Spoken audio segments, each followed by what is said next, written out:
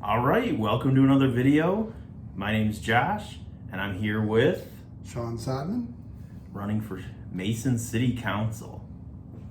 So, I know we covered a little bit of this in our other interview, but that was a couple years ago, and people may not have seen it. So, Yeah. how long have you been in Mason? Oh man, I'd have to do the math on it. I mean, we've been here, since my oldest, who is now 31, was in second grade. So do a lot of math on that. But I grew up in Dansville, and my mother is from here. She's a Silsby, and my grandfather and great grandfather. It's basically 4 generations, of being a Mason. And I moved back here after growing up in Dansville and lived in my grandparents' old house. So we've got long roots here, but been here definitely for a couple decades now. little while. Yes. So what was your kind of motivation for wanting to run?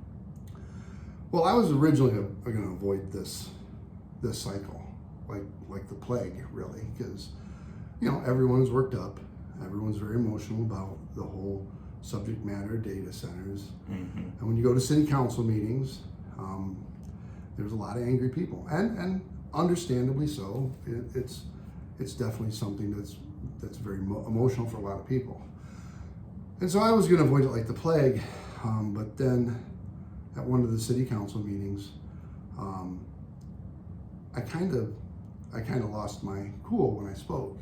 I went off script. I had followed somebody who said something that was not very popular, and the crowd booed her, openly booed and jeered this person. And I kind of went off on the crowd a little bit. And I knew immediately when I was done with that speech as well, if I'm going to be the advocate for getting along, I need to apologize. I knew my next speech had to be an apology.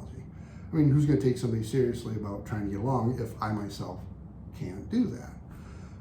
But while I was, waiting to come up with that next speech for, in the next city council meeting, numerous people came out and into the store and thanked me for standing up to what was essentially some angry people. Not everybody in the crowd was behaving that way. And that's where I kind of made the mistake of lumping everyone together.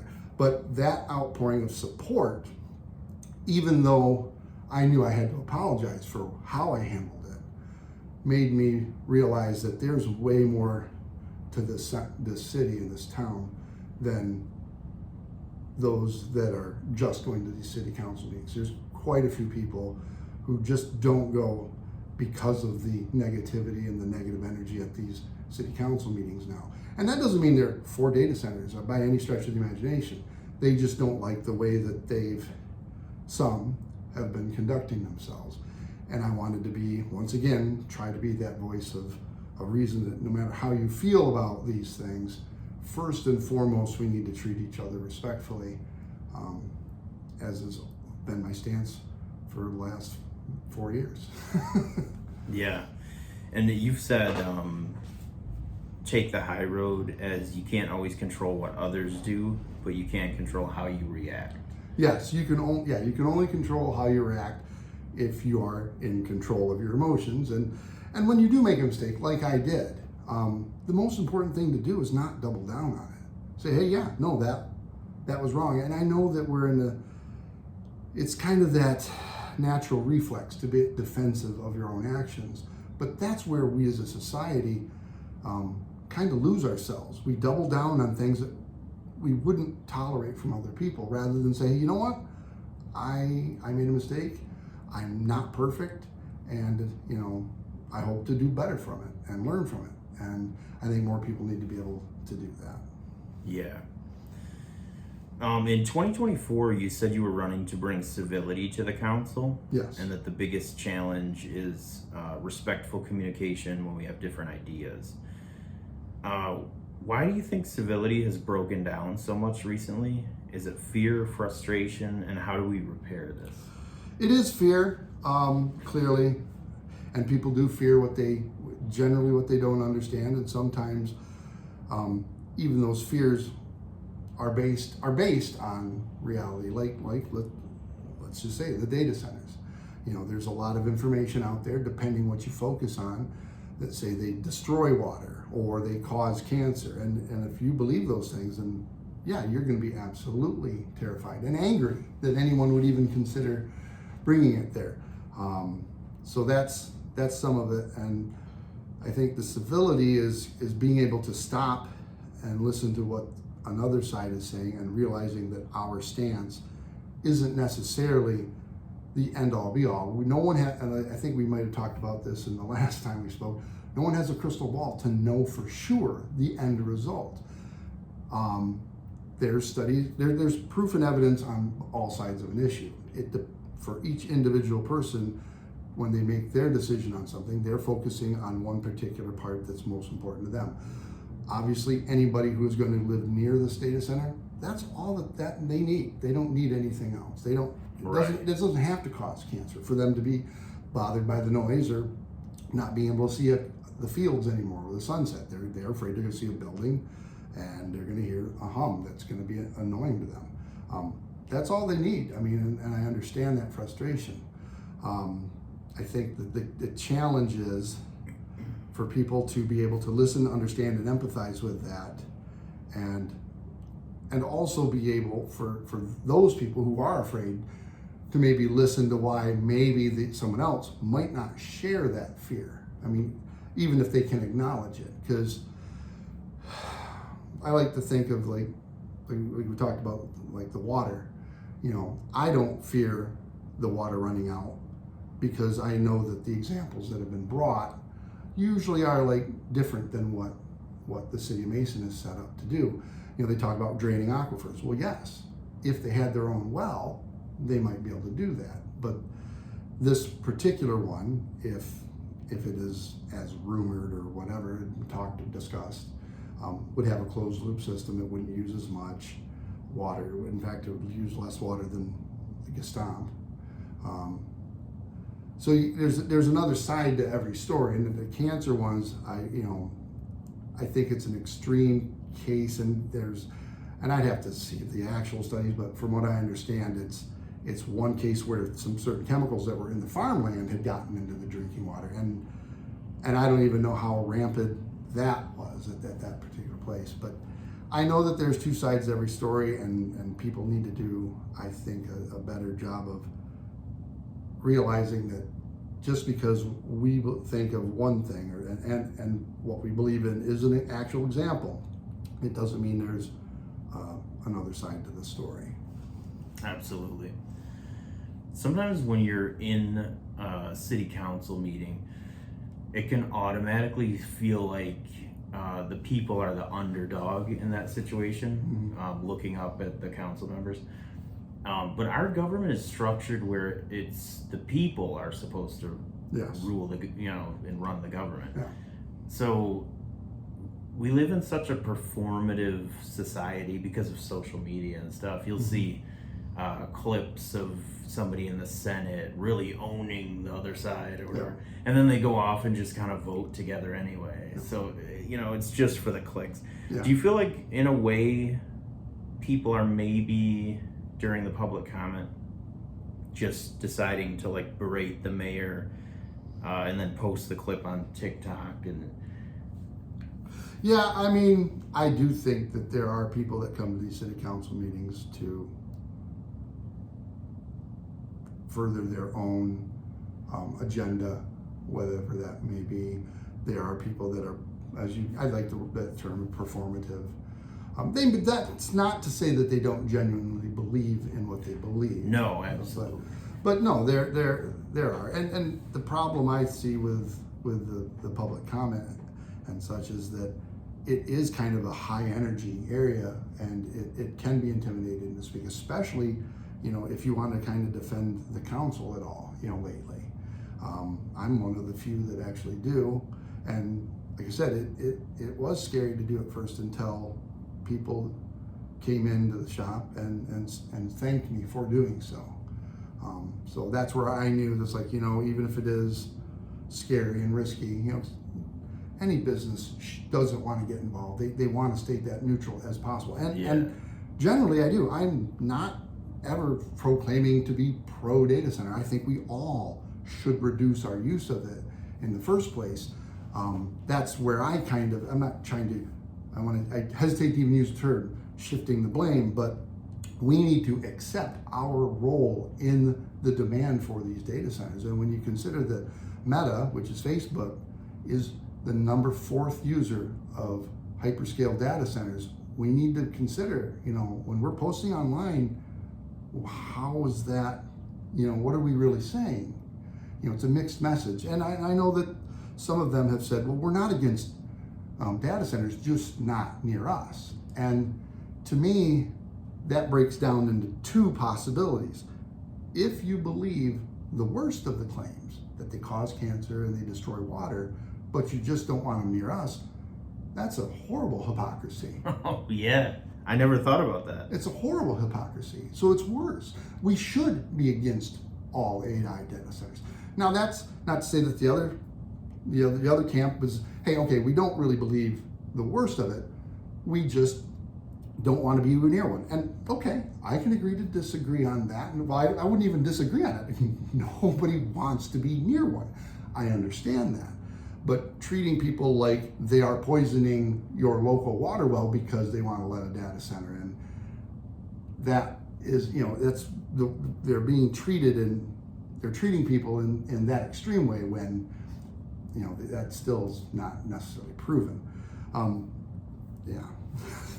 Yeah, I think the responsibility is kind of on both sides. Absolutely. So, the people coming to speak, of course, it's fine to be afraid, to be upset, to be angry. That's all fine.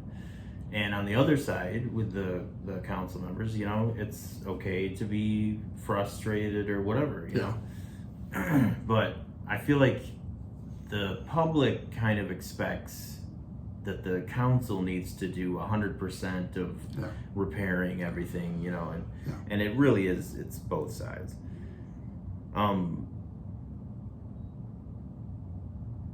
Now, wouldn't it seem like we could communicate with people we don't agree with, and that would be a much more successful way to win them over to our way of thinking, instead of this ugly bring up people's parents or mentioning home addresses in a passive aggressive threatening.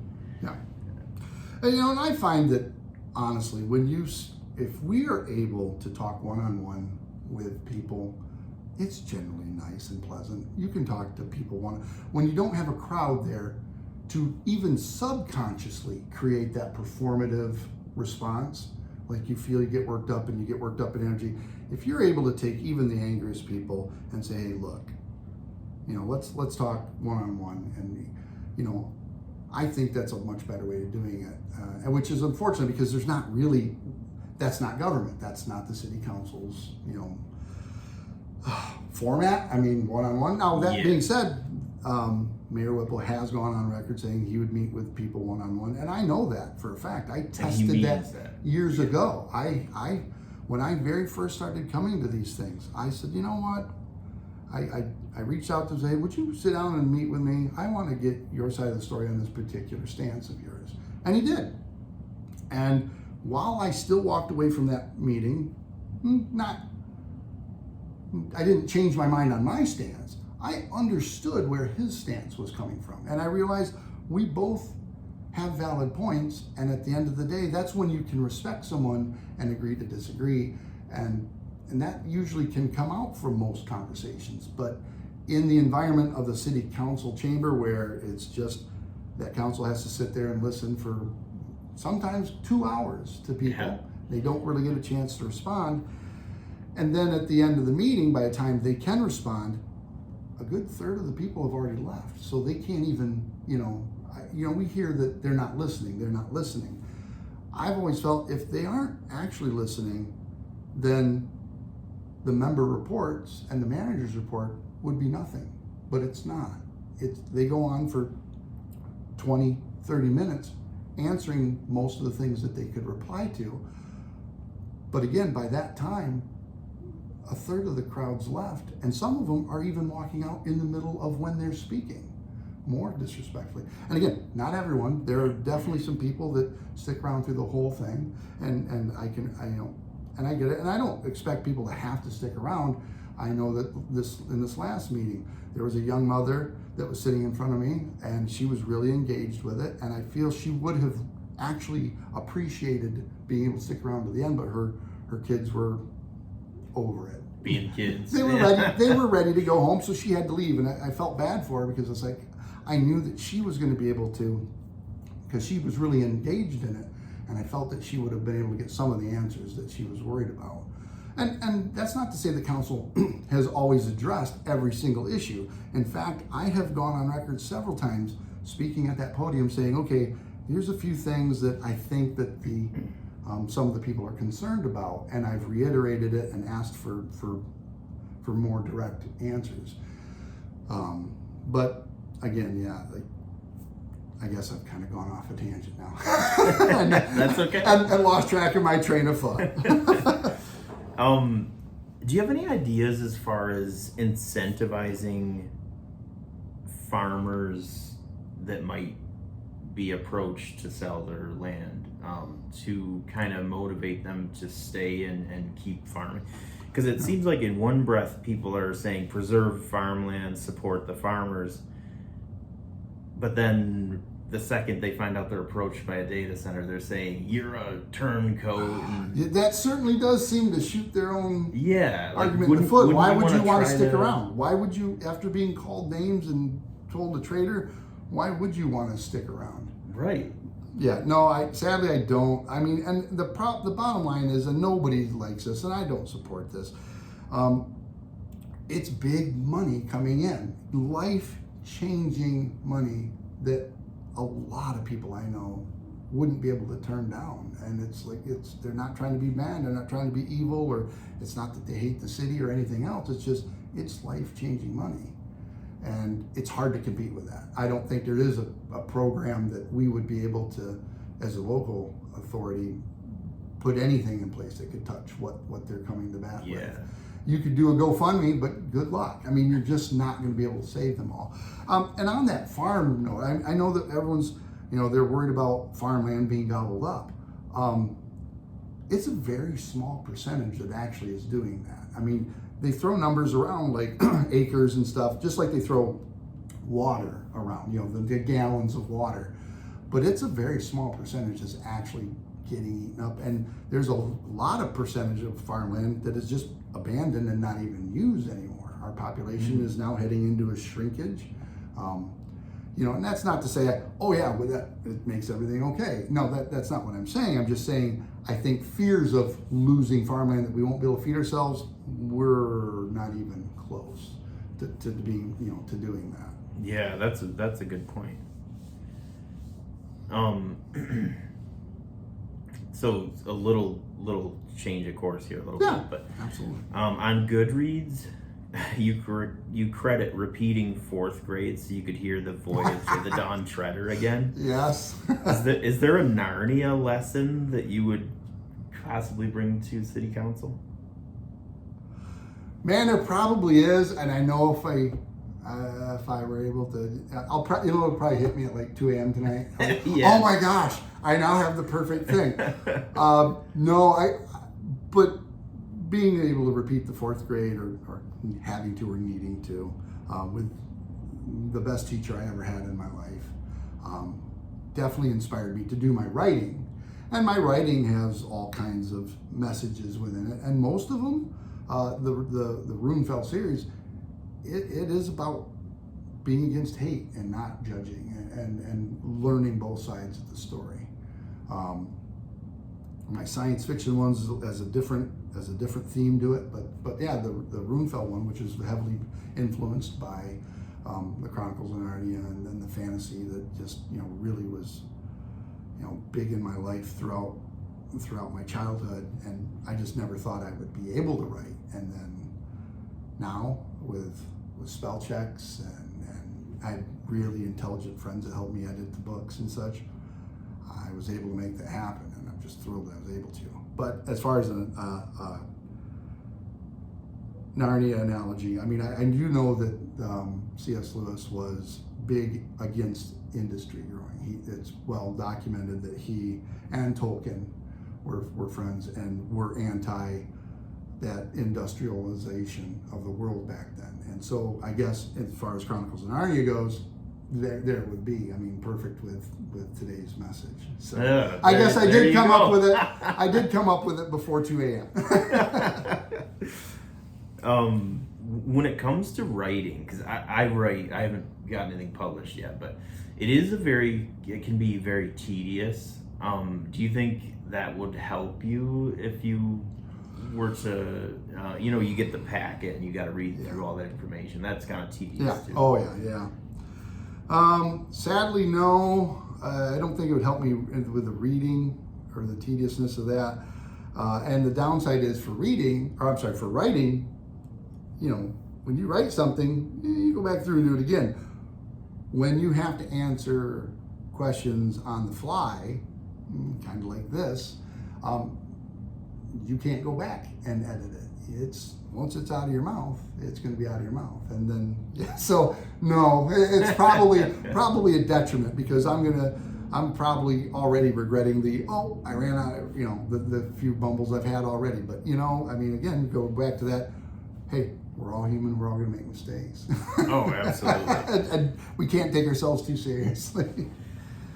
You've been the ice cream guy that kids can point out at Meyer for a while now.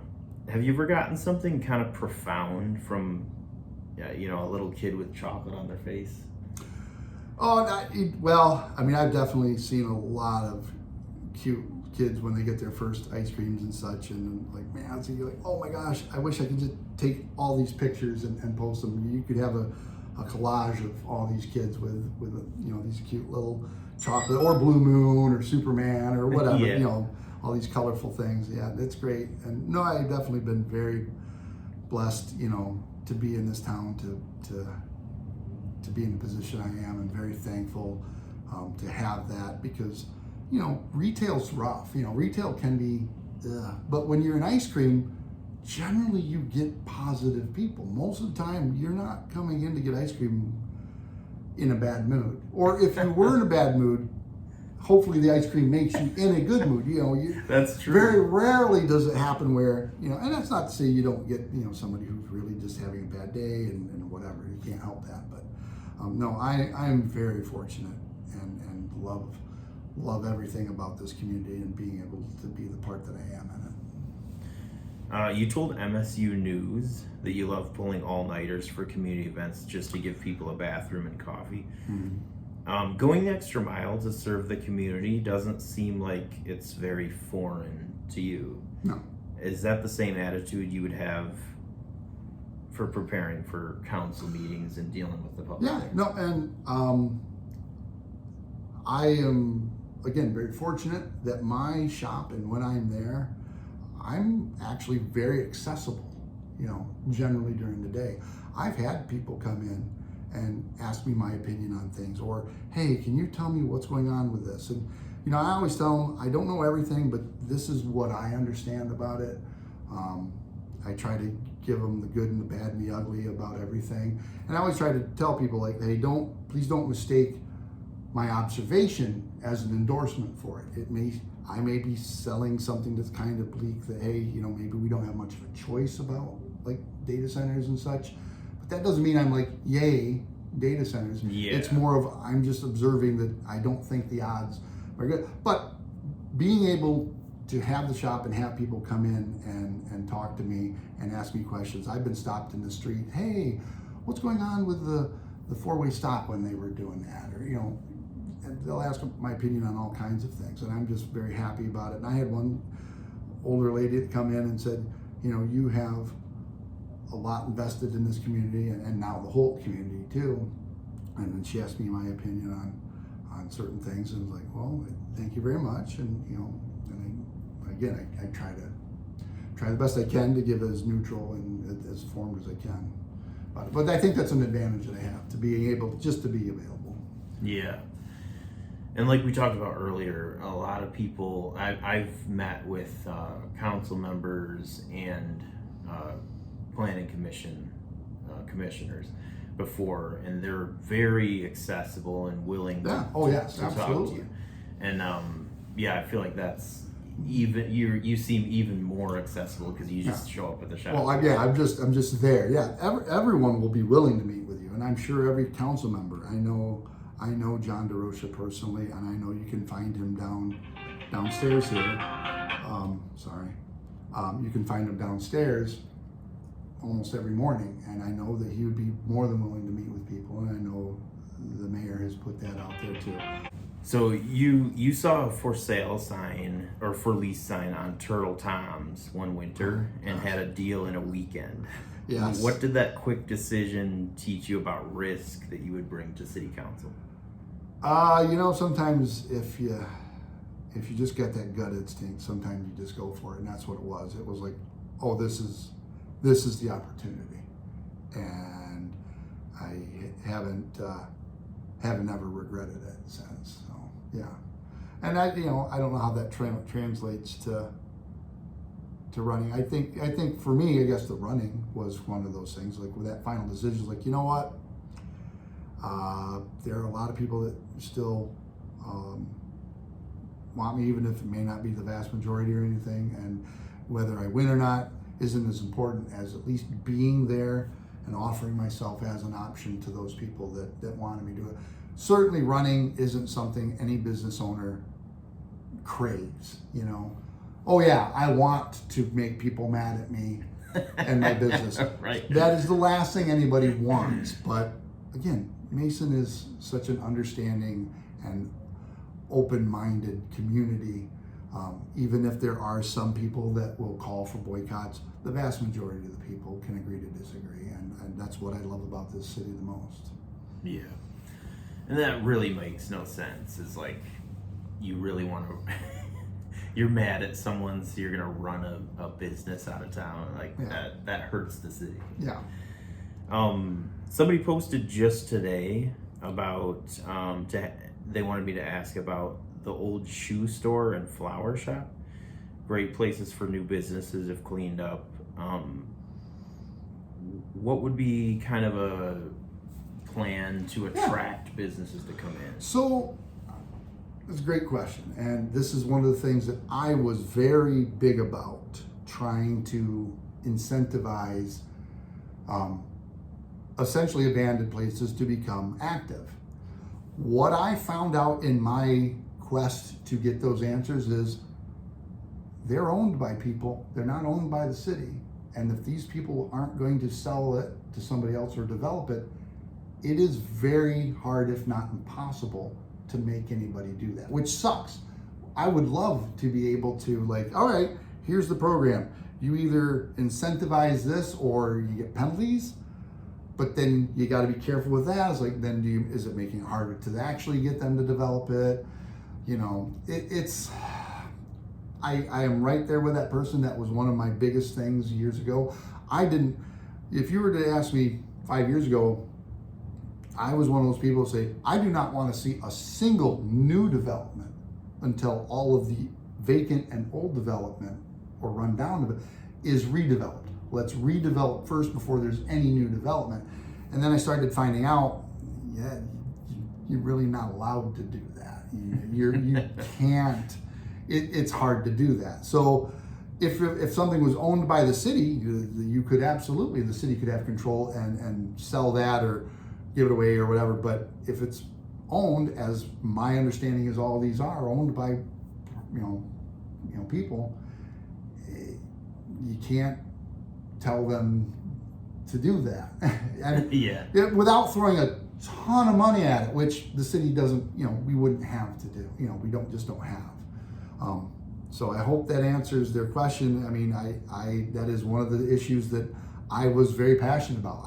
No new growth until we've completely redeveloped what we had. And then I started finding out, well, but what about this? And how are you going to enforce that? And then what happens here? And, it does become about individual freedoms. And then I'm always reminded that one person's freedom ends where another freedoms begin, and our freedoms end where someone else's begins. And what we want to redevelop, well, that that's great, but that person's personal property, how do you tell them what to do with it? You know, like I wouldn't want somebody telling me I have to do something different with my place. You know? Right. Which, yeah. So it's an unfortunate reality. It's like, I know that we see vacant things and we're probably just assuming that it's foreclosed on and nobody owns it and somebody just needs to come in and buy it. But it's not as simple as that, is my is the best of my knowledge. Yeah, that makes a lot of sense. I mean, people kind of want the government to sort of weaponize against the things that they want, but yeah, you have to think about the other side. You got to be careful. Once it points that barrel at you, you know that you're not going to like that too much. I saw a lot of comments recently that were sort of frustrated with the only topic being data centers. Yep. So Absolutely. A lot of people were commenting Absolutely. and saying like, what do these people stand for? Is other than data centers, you know, Yeah. other than the opposition to the data center, what are plans to bring business, new homes to Mason? What are their plans for the city's failing roads? You know, stuff like that. Yeah, no, I mean, that does suck. In fact, it's, again, probably the reason why I ended up running is because of the anger that has boiled over from that. As far as, again, bringing in new businesses and such, we're still left with that same question. How do you force someone who's currently there to give up their land? Right. There's nothing preventing, there is absolutely nothing preventing one of these places from selling, but they're not. I've never understood that myself. I mean, if you're not going to do something with your land, it makes sense to me that you could sell it and let someone do something with it. And I get it that maybe we want an incentive for them to do that. But again, I from what I understand, I mean, to make that effective, it would cost a lot of money. And I don't know what we could do to that. And that's not to say, I guess to circle back to some of the other development, that the city doesn't have any land. We do, and we were gifted that Hidden Lakes, I believe, that property, and that is something that is currently for sale.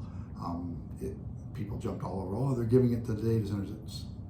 A data center could never go in there; it's too small, from what I understand. But and then we do have some property on the outskirts beyond the fairground that was recently just approved, like in the last 6 months. Yeah. For housing development there. So that, you know, those are all good things if you want us to continue to grow. Again, I'm okay with not growing because I feel like Mason is the perfect Goldilocks zone. If, you know, we have enough population that we don't feel lonely, and we're not so overcrowded, or, you know, not so overpopulated that we feel crowded. You know, it's that perfect right in between that I don't really want us to grow too much more. And that doesn't mean that, you know, I know people could twist that into whatever they want. Like, oh, you're just a gatekeeper. Well, I mean, aren't we all gatekeepers of our own lives? I mean, yeah, this is nice. I'm not saying other people shouldn't be able to strive to live like this, but there are other communities that could emulate this as well. If we make it too big, we won't be us. You know, we won't be this anymore.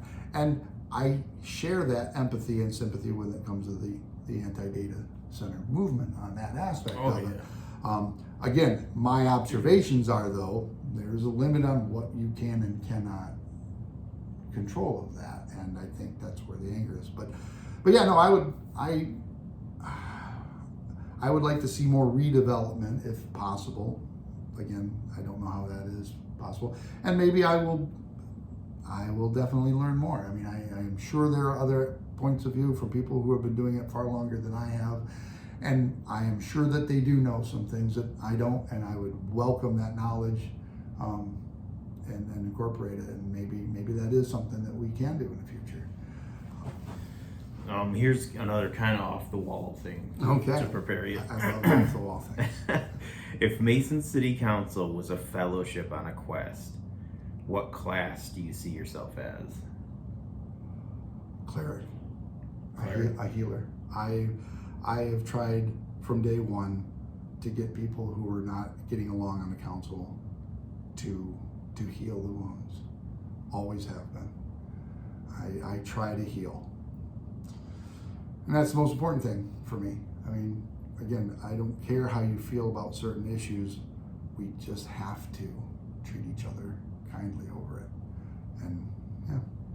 That's a great answer. I like that question, actually. Yeah. That's a pretty good one. That felt prepared almost. Well, yeah, it wasn't. I promise I didn't give him that ahead of time. I just happen to be a nerd, so that's my language. D&D and clerics, and yes. And probably a lot of people are going, what's a cleric? Yeah, right. It's the healer. I'll explain that question in the comments later. One other thing, so you raised concerns about flock cameras being used by Mason PD. I don't think I actually brought that up. I mean, I don't hate them. I certainly understand everyone's concerns about them. So I am kind of neutral on that whole thing. I know some other people have brought up concerns about it. I don't know if it's one of the things that I did, though. Just for the record, I want to make sure. But go ahead. If it came up, where would you kind of fall on it? I don't know. I mean, I know that people are worried about an overbearing government, and sure, absolutely, the federal government right now does seem to be overbearing. I think that there needs to be probably better regulations and laws in place, how they could be handled, and safeguards to how that information could be handled. Because let's be real, there are a lot of actual bad actors that are found and can be stopped from these things. As long as something isn't used to be nefarious, most things are good. But that raises that question, that philosophical questions. You hear that age-old thing. Well, I'm not afraid of these things because I'm not doing anything wrong. Well, that's great until the definition of what you're doing wrong includes something that we all just take for granted now, and I understand that as well. So. Again, it's one of those, and I know that it sounds like I'm trying to skirt the question. I'm not. I genuinely struggle with that question myself all the time because it is a philosophical one. It's like there's great benefit potential, and there's great abuse. I've always had to question, when Big Brother's watching, it seems that Big Brother catches Big Brother doing stuff, though, doesn't it? I mean, that is true. I feel like the Big Brother watching us ends up backfiring on Big Brother, and it's about the only thing we can use against authority is we got it on camera now, even if it's their own thing. So I guess that's where I'm at. It's like I'm right on that fence of I don't have a strong opinion of a yes or no on that. That's fair. Let's say you were given a magic wand and you could change anything, didn't have to go through city council, and you could just kind of make something happen. What would you do? Well, as in, what's the limits of this thing? What's the limits of this magic wand? It's a magic wand. You can change reality. It'd be just nice if people, I would say, couldn't lie. But I don't think I could limit it that, because there are people who say things that are not true, but they're not lying because they actually believe it. Mm-hmm. I would think it would be better if we could have somehow a connection to tell if someone is being truthful or not, even if what they're saying might be factually incorrect. Like, hey, I don't believe that's true, but I do believe that they believe that's true. I would love for there to be a way that we could sort through the fear-mongering and the emotions of things and get right down to, hey, that's a very scary thing and I understand why you're afraid of it, but is it a real valid fear? And I don't know, I guess I want to be sure how to word that in the wand. It'd be something I would have to think about and write before I could effectively answer that. But I would love for truth to be the thing, but everyone thinks that they're speaking the truth. Our realities are our truth. And I think we just need to have a better understanding that there are other realities out there, and be aware of that. Kind of circles back to everything else we've been, that's important to me. Yep. Yeah, I feel like as long as I've known you, you've always been pretty passionate about communication, seeing things from the other side.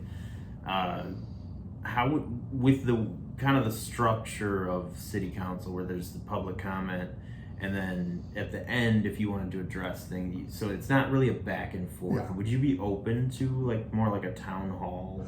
Oh yeah, yeah. It could be. I think we could benefit from it. Hopefully, again, there's always going to be somebody in every system that kind of ruins it. I mean, obviously, if we were not flawed as a human species, we wouldn't need a single law. There wouldn't be a need for anything. Right. But somebody always ruins everything, and that's why we tried to set up laws in the first place. But no, and I know for a fact that there are people on the council, as well as a city manager, who would kind of welcome that ability to potentially be able to respond right away rather than saving it to the end. And I've spoken with some other candidates, a particular candidate who is one of the former mayors, that is curious about trying to change the rules of order so that maybe there can be some responses during that public. He says it will draw it out, it will make public comment longer, but he would explore that. And I don't want to mention names or anything like that. Apparently it used to be a way they used to do it, and so that would be interesting. Would be interesting, as long as it doesn't get abused. I mean, usually there's things are the way they are because something else previously messed it up. Yeah. And so we're all trying to do better and improve on it. But that old saying, the road to hell is paved with good intentions. You know, while we solve one problem, we create another. And the perfect example is the notorious represented by the body, not represented by the body era. That was in response to a young lady that was speaking and felt uncomfortable leaving her name and address, which everybody empathized with, including the council. The council empathized so much with it that they changed the rules so that we could address it. But it created another issue. And people say, well, it shouldn't matter. Well, I do disagree with that. I think it is important to know that if the speaker is someone who is going to be exactly impacted by the decisions of the city council, as I would be, because I am a resident, my taxes are all of this.